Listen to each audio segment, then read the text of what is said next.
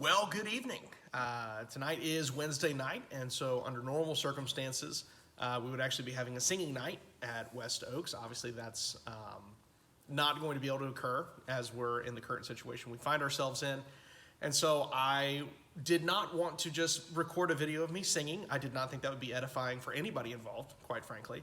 And so instead, I want to actually take this opportunity, since we now know we're going to be in this situation for at least another month. I wanted to take this opportunity to actually kind of preview what I would like to do in our Wednesday night class moving forward. And so since we didn't know exactly what was going to go on, I didn't get anything ready as far as like a handout or anything like that.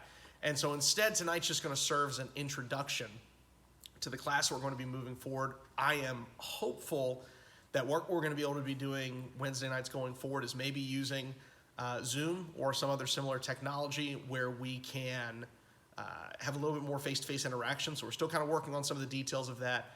If we can't do something like Zoom, then I'll definitely be sure to send out handouts and various other things that will help to make it a little bit more interactive as a class goes. But what we're going to start doing is this past quarter, I'm in teaching terminology. This past quarter, we were using our Wednesday nights to look at hard questions of the Old Testament, kind of dive into some of the difficult questions that might be asked of us by unbelievers, that might be things that we were confused about as we went into it. We're going to start to transition in this second quarter because we're really going to start getting into the prophets. And the prophets make up a large bulk of the Old Testament, and they're a subject that can sometimes be intimidating because the prophets are a very different form of literature than we often read. A lot of times people's knowledge base is really good about, kind of the narrative sections of Genesis and Exodus, and then you skip over the law portions and you read Joshua and Judges, and then you kind of read some of the parts of 1 Samuel and 2 Samuel and Kings and all of that. And then you get to the prophets, and everybody gets really freaked out about it because the prophets are often less about narrative stories, and it's more of poetry, it's imagery, it's very flowery language that sometimes we can just find ourselves lost in. And so because we're going to be spending a lot of time in the prophets this upcoming next about 10 weeks, I wanted to kind of take our Wednesday night class to look at those in a specific lens. After this week, we're going to finish up on Sunday with our lessons on Elisha and then the fall of the kingdom of Israel. And then next Sunday, we're going to start actually talking about the prophets themselves. And so what I wanted to start doing for our Wednesday night class is to specifically look at our prophets in the light of Jesus. Now, we're still a decent away from the Old Testament. We've got pretty much all of this quarter, and really the first couple of weeks of the third quarter, we're still going to be in the Old Testament. But somewhere around about August, give or take, we're going to be diving into the New Testament. And one of the things that I think we're going to see as we read through the New Testament is there are a ton of references to the prophets. And a lot of these prophecies are cornerstone text for what's going on in the New Testament. And so what I wanted to do was, as we're going through each of these Old Testament prophets, both the 4 major prophets and the 12 minor prophets, I wanted to take a look each Wednesday at 1 or 2 of those books and just see what do they have to say about Jesus.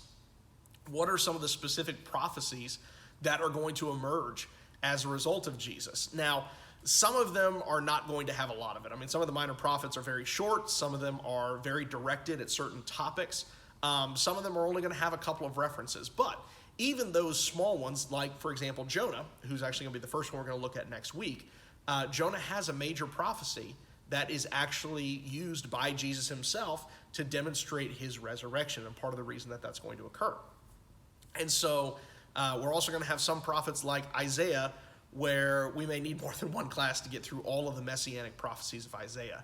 And so we're just going to kind of go through some of these prophecies and really kind of help you to see some of these passages in the light of Jesus and see how the Old Testament is building up on all of these ideas. So with all of that being said, what I want to do tonight is really just kind of do a very brief summary of what we've gone over so far in the course of the year in these first 3 months.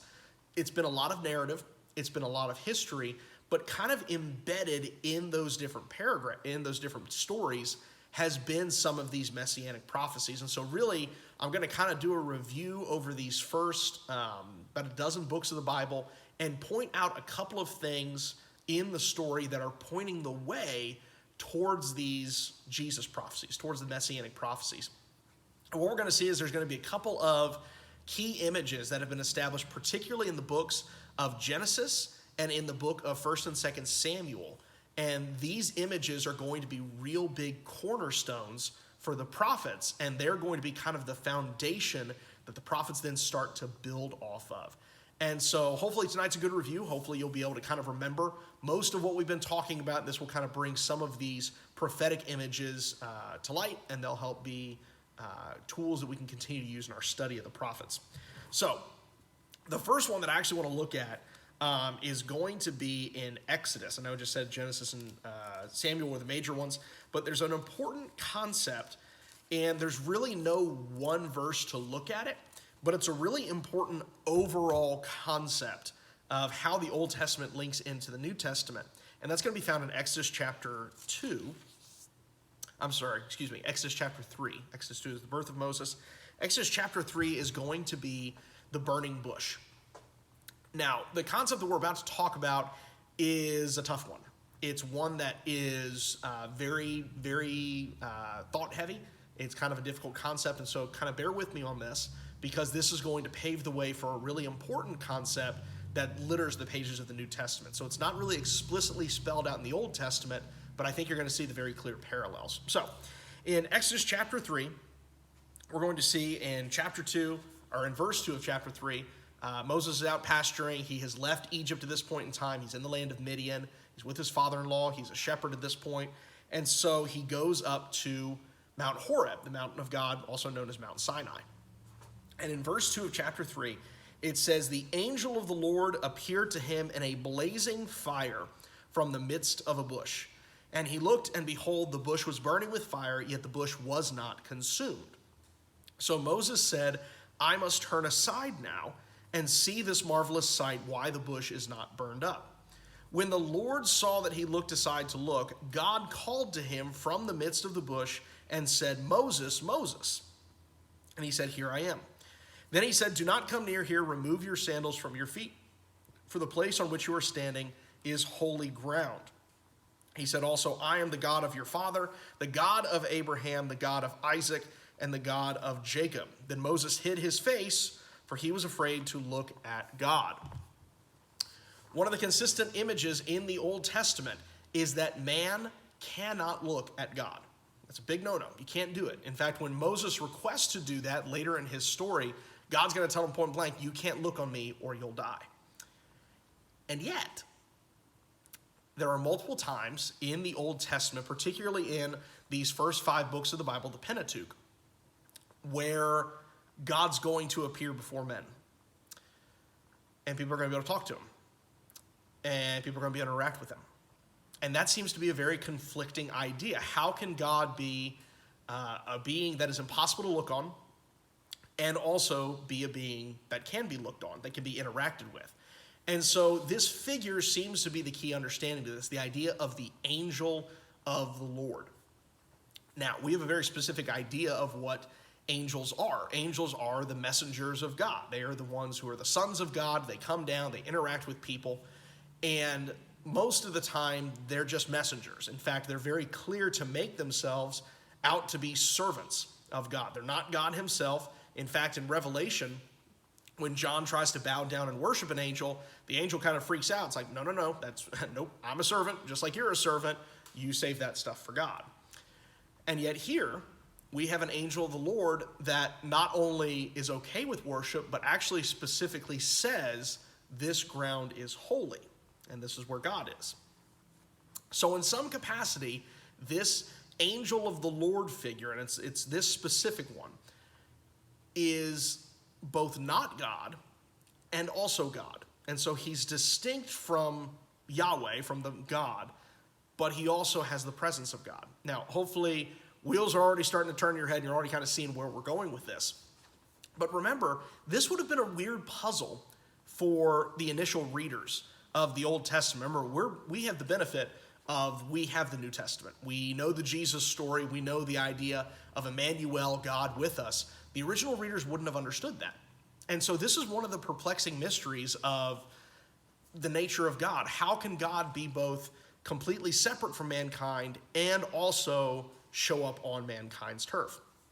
And we're going to see this appears multiple times. In Genesis with Abraham, there is an occasion where three men come to him. They confirm the promise that Isaac is going to be born, and then it turns out that one of them is God. And so you have an example of God coming. He actually physically consumes food. He eats with Abraham, and then the two other goes, and we're confirmed the two other people are angels. They're the two angels that go to Sodom and Gomorrah. They go and save Lot, and then the cities are destroyed. But the one who stays back is confirmed to be God, because the very next scene after these three men show up, two men go to Sodom and Gomorrah, and then the third one is God, who then has that extended discussion with Abraham about whether Sodom and Gomorrah would be saved if there's a certain number of righteous people. And we see this in other instances. In the book of Joshua, Joshua is on the very banks of the Jordan. He's preparing to go in and conquer the land, and the commander of the army of the Lord shows up, and Joshua asks him the famous question, are you for us or are you for our enemies? And he says, neither. I am the commander of the army of the Lord of hosts. And Joshua bows down, and this commander of the angelic armies says, take your feet off, take your shoes off, not your feet off. He does not command him to cut his feet off. Take your shoes off. This ground is holy. Very similar to the command given to Moses in Exodus. So all of this being said, this idea of God appearing in these various different passages, there's another one with Samson's parents where the angel of the Lord appears to them. There's multiple other passages where the angel of the Lord appears. These are called theophanies. That's kind of the fancy scholarly term for it. It's the idea of God appearing. And they've been happening in the Bible all the way back to Genesis chapter 2 and 3, where God walks in the Garden of Eden with mankind. Again, remember, God's not supposed to do that because man would be destroyed if they see God. And yet in the Garden of Eden, God is walking amongst Adam and Eve. Hagar similarly sees an image of the angel of the Lord and identifies it as Yahweh. So all of this being said, there is in some capacity an ability for God, the creator of all the heavens and the earth, the majestic being who's beyond all of humanity, is also able to show up on earth in a physical body that can consume food, that seems to interact normally with people, and we don't quite understand that if we're looking at just strictly the Old Testament. It's very confusing. We don't understand exactly what's happening, but this is pointing the way towards the idea of the Christ, of a Jesus, of a God who is Emmanuel, as Matthew says, God with us, God amongst us. And so, like I said, there's not a specific prophecy that's going to come in for that quite yet. We're going to see a couple in later passages. But that idea has been floating around through all of these passages we've been reading. And so if you go back and read through these, you'll see they pop up everywhere, where God appears before mankind, but it's kind of odd. So that's kind of the first thing to point out, is that there has been this continuing idea of God being around his people, but in a distinct form. And remember, one of the overarching themes of the Old Testament has been the idea of God dwelling with man. That's the point of Eden. That's the point of the tabernacle. That's the point of the temple that Solomon builds, is that it's God dwelling amongst his people and within his people. And so this idea of God tabernacling with his people, of him being with his people physically, that's a big theme that's continuing to be unpacked in all of these prophecies. So that's the first point that we want to point out, this idea of the theophany, of the idea of the appearance of the Lord. Now, if you want to go ahead and turn over to Genesis, there are several passages that are kind of cornerstone texts that begin to build this progressive revelation of God's plan for mankind. The first two chapters of Genesis are God's creation, God's intent to create this perfect world. Man is going to be his co-rulers of this world. They're going to dwell together. And then man's sin creates this barrier between God and man. It creates this distinction between the two of them. Man usurps his role, he attempts to rebel against God, and he causes the separation and the fall of man. But even in the midst of this terrible, awful chapter of Genesis chapter 3, we see that in Genesis 3, verse 15, as God is speaking to the serpent, the arch rebel, who we know from later in the New Testament, we know this is the Satan, the adversary. In chapter 3 and verse 15, in the midst of cursing this serpent, this deceiver figure, the Lord says, I will put enmity between you and the woman, and between your seed and her seed. He shall bruise you on the head, and you shall bruise him on the heel. And so even at the very beginning of the story, God is prophesying and is saying that there's going to come a child of man, a seed of the woman, who is going to come and who is going to crush the head of this serpent. And that is the ongoing conflict, really throughout the entirety of the biblical narrative, is the conflict between the seed of woman and the seed of the serpent. And we see that conflict continue to grow and develop, but it's prophesied here that the seed of woman is going to be victorious. Now, this seed is going to be wounded by the serpent. He's going to be bruised upon the heel. There's going to be some form of suffering that comes along with this, but there's going to be some person, a person, who is going to be the one to reverse the calamity of Genesis 3, who is going to crush this adversary, this liar, who has led humanity to destruction.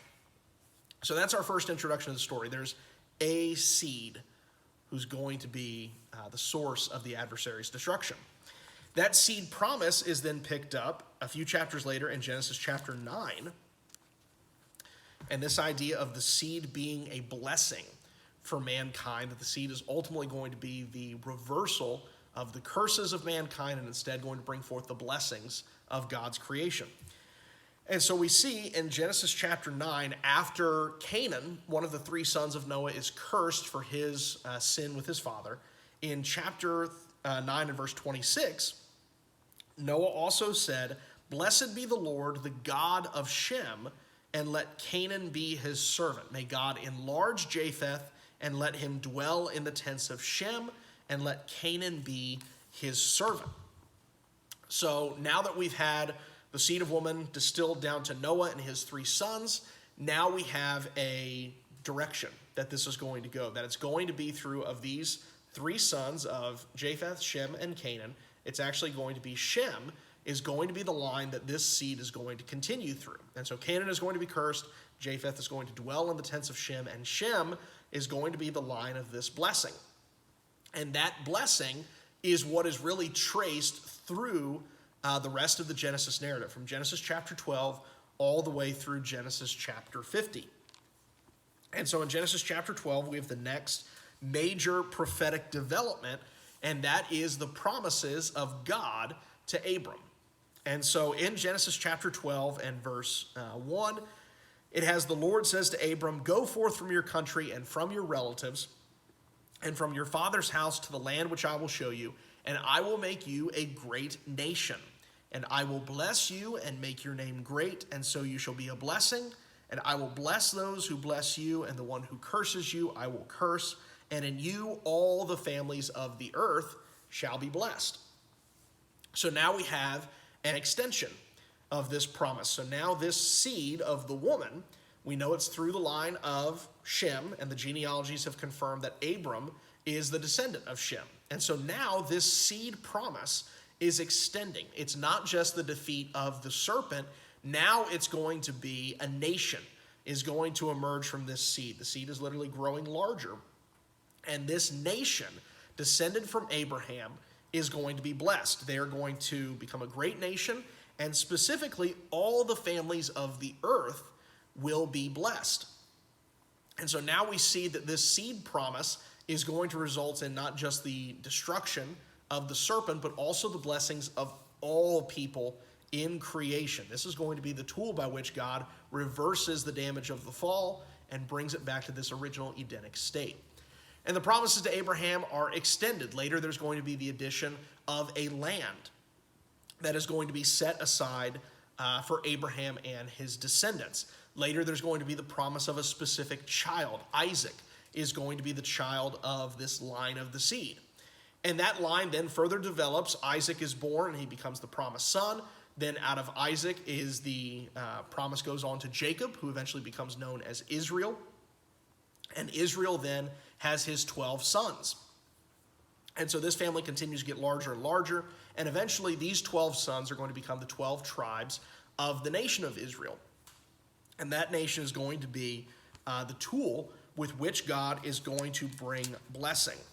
And so one more in Genesis chapter 49,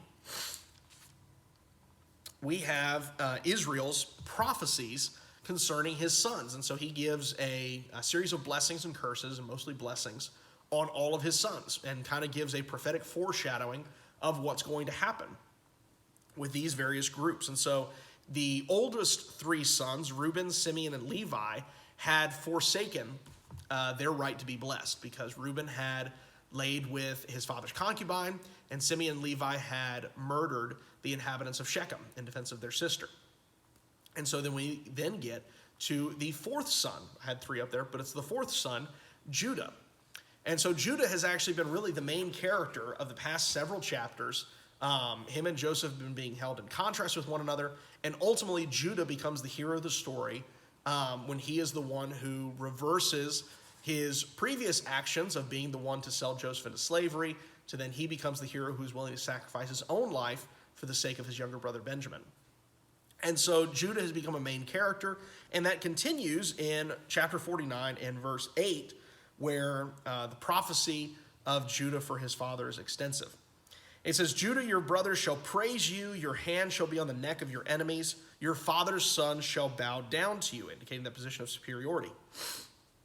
Judah is a lion's whelp. From the prey, my son, you have gone up. He couches, he lies down as a lion, and as a lion who dares rouse him up. The scepter shall not depart from Judah, nor the ruler's staff from between his feet, until Shiloh comes. And to him shall be the obediences of the people. He ties his foal to the vine, his donkey's colt to the choice vine. He washes his garment in wine, and his robes in the blood of grapes. His eyes are dull from wine, and his teeth white from milk. So, now we have the introduction of the idea of a scepter, of the idea of the ruler's staff. And so we now have the idea of a kingship, of a ruler of some sort, and that a ruler is going to specifically come from the line of Judah. And so now we have the extension of this idea of not just a nation, but now the idea of a kingdom ruled by a Judean king who is going to be the instrument of God's blessing for all the world. And so this continues to be developed as the nation of Israel grows. We see it goes through the Exodus account. It is called up out of Egypt after it has become a large and powerful group of people. They are saved by the power of God. They enter into the covenant relationship with God at Mount Sinai. The covenant then is extended not just to Abraham, but to all the people, that if they will follow God, they will become a nation of priests. They will be the dwelling place of God. They will be his elect portion of the world. Well, in Numbers chapter 24, after frankly just a lot of disappointment regarding the nation of Israel, a lot of failure, we see this really interesting situation develop, whereas Israel is down in the valley and is just grumbling and complaining and doing all sorts of terrible things, Israel's enemies are up on the mountains trying to curse them. And God is actually working for Israel when Israel has no idea of any of this happening. And God is protecting his chosen people. And so in Numbers chapter 24 and in verse 15, Balaam, this mercenary prophet who has been hired out by Balak, the king of Moab, he is actually trying to curse Israel and can't do it. He just keeps blessing Israel and keep pronouncing good things upon them. And so finally, at the height of all of this kind of comedic episode, it says in verse 15 of chapter 24 that he took up his discourse and said, the oracle of Balaam, the son of Beor, and the oracle of the man whose eye is open, the oracle of him who hears the words of God and knows the knowledge of the Most High, who sees the vision of the Almighty, falling down yet having his eyes uncovered. I see him, but not now. I behold him, but not near. A star shall come forth from Jacob, a scepter shall rise from Israel, and shall crush through the forehead of Moab, and tear down all the sons of Sheth. Edom shall be a possession, Seir, its enemies, also will be a possession, while Israel performs valiantly. One from Judah shall have dominion, and will destroy the remnant from the cities. And so we see that now the prophecy of a king is becoming a little bit more clarified. This king is going to be a warrior king. He's going to be a king that destroys God's enemies. That is a powerful and mighty man before the Lord, who is going to be a man of the sword, a man of conquest. And so as the narrative of Israel starts to come to a close, we have some of these ideas are starting to circulate. The idea that Israel is going to be this nation. It is going to be the vehicle by which the seed is going to come and is going to overcome the seed of the serpent. It's going to be the nation that's going to bless all the families of the earth, and there's going to be a king that's going to arise from the nation of Judah that's going to lead Israel into victory over their enemies. And then there's one more thing that's brought to us courtesy of Moses, and that's going to be in Deuteronomy chapter 18. And this adds a different dimension to all of these prophecies of Israel and the king. And it's specifically the idea found in Deuteronomy 18 and verse 15, where Moses said, "The Lord your God will raise up for you a prophet like me from among you, from your countrymen. You shall listen to him. This is according to all that you asked of the Lord your God in Horeb on the day of the assembly, saying, Let me hear not again the voice of the Lord my God. Let me not see this great fire anymore, or I will die. The Lord said to me, They have spoken well. I will raise up a prophet from you among their countrymen, and I will put my words in his mouth, and he shall speak to them all that I command him. It shall come about that whoever will not listen to my words, which he shall speak in my name, I myself will require it of him. But of the prophet who speaks a word presumptuously in my name, which I have not commanded him to speak, or which he speaks in the name of other gods, that prophet shall die." Now, there is a sense, and there is an immediate fulfillment of this prophecy by prophets arising. After Moses dies, there's numerous prophets. We've been reading about Elisha. We've seen the prophet Nathan with David. We've seen the prophet Gad with David. We've seen several prophets that have risen during the time of Judges. Deborah has given several prophecies. And so prophets in general is a class of people that arises that serves as the speakers for the Lord. And so in a sense, that's part of what this prophecy is talking about. But this prophecy is also looking forward to a specific individual who's going to fulfill the role of a new Moses, a new lawgiver that will arise out of the nation of Israel. And so that's one of the things about prophecy, is prophecy almost always, most of the time, has multiple fulfillments. And that's an important thing for us to understand, because there's going to be things where, like this, there's an immediate fulfillment. And that's going to be prophets that will arise that will speak the word of God. And that's going to be a consistent thing in Israel's history. It even provides a test for how to see if a prophet that arises is genuine. If his word comes to pass, he's a prophet. If it doesn't, he's a false prophet. You kill him.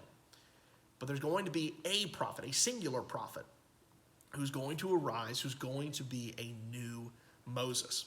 So, as the Pentateuch comes to a close, as we come to a close of the Torah, we have a promise of the seed of the woman that's going to destroy the serpent.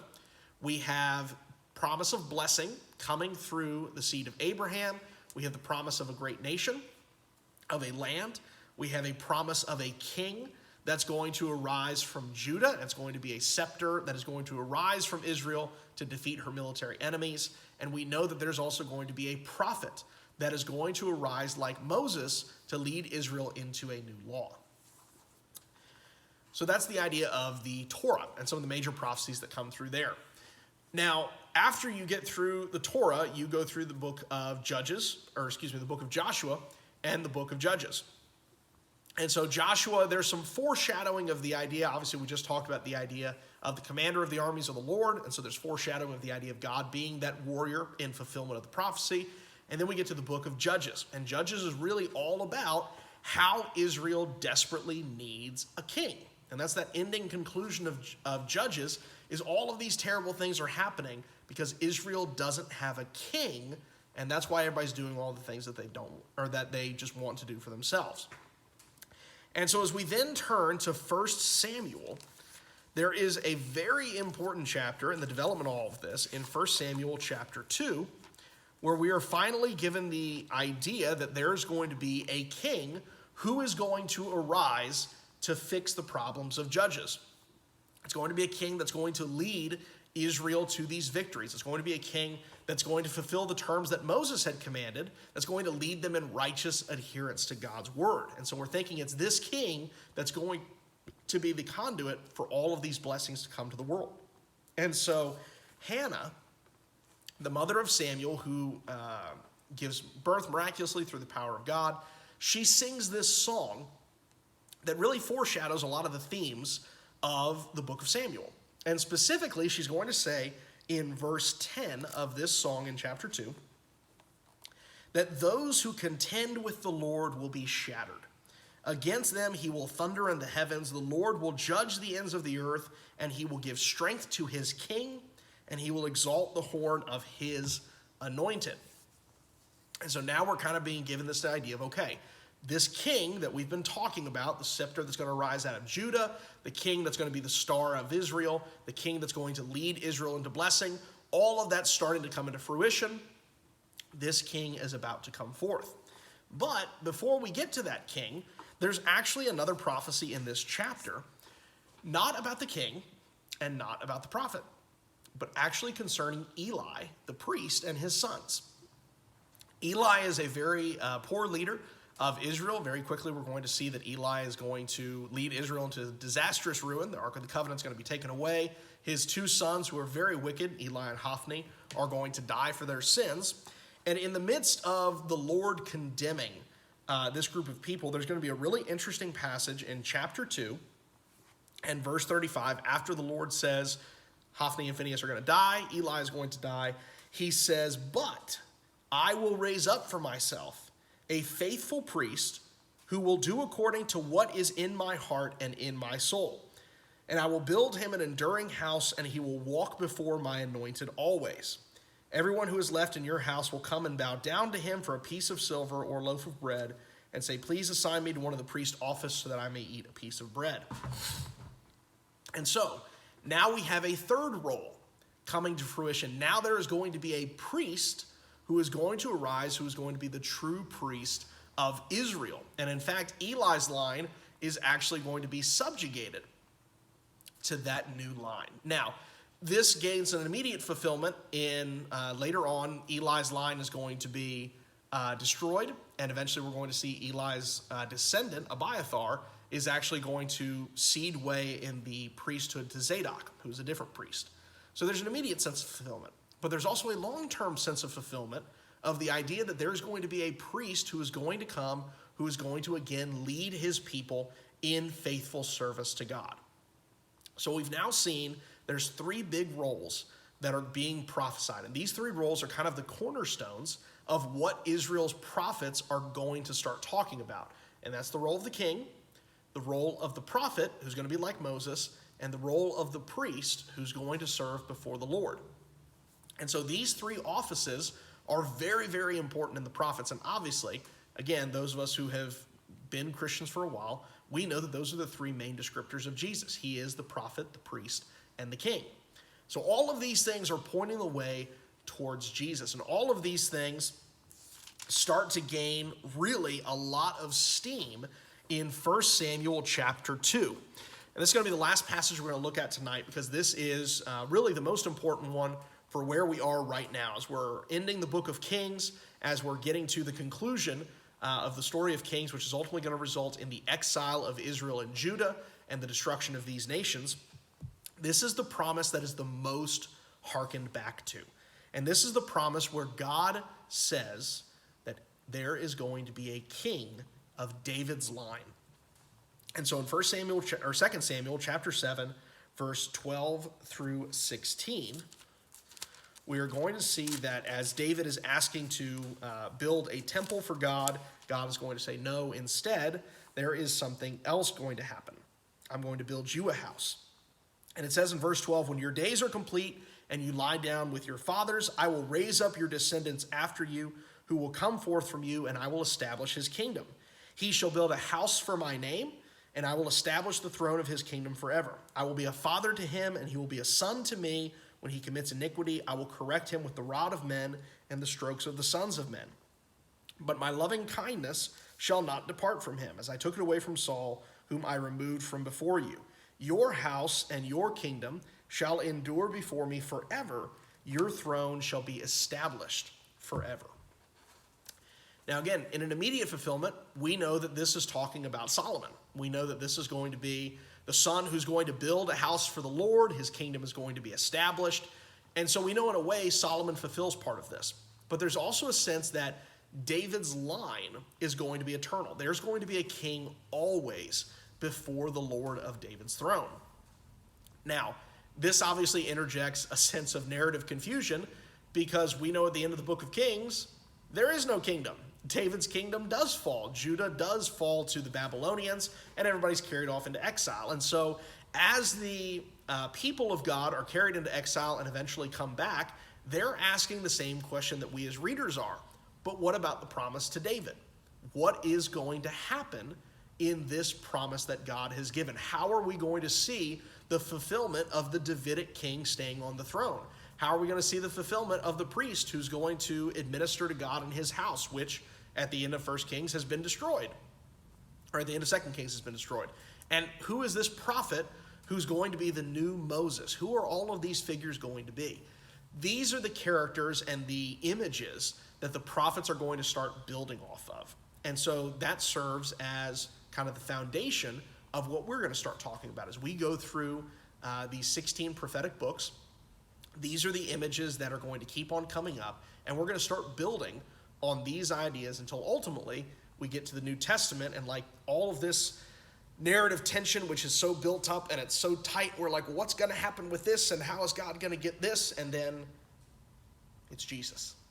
Jesus is the answer to all of this, and Jesus is how all of these things come perfectly together, and we see that God's plan has been in place the entire time. So I hope that's beneficial. Like I said, I know that's kind of a very brief summary of a lot of material that we've been going over, but that kind of sets us up for the stage for where we're going to go starting next week. We'll look at the book of Jonah because that kind of serves as a easy, it's a fairly short book, it's a fairly short prophecy that we're going to look at. That'll kind of serve as our initial type of how we're going to go from here and how we're going to start looking at these prophecies in light of the Messiah, Jesus, the Christ of Nazareth. Thank you so much. I appreciate you sticking with me through a lengthy class, and I'm excited to delve into this. I think it's going to be a lot of good knowledge for us to learn, a lot of good practical things as we begin to see the beginnings of God's incredible plan coming to fruition in the New Testament. Thank you so much, and we'll see you again next week.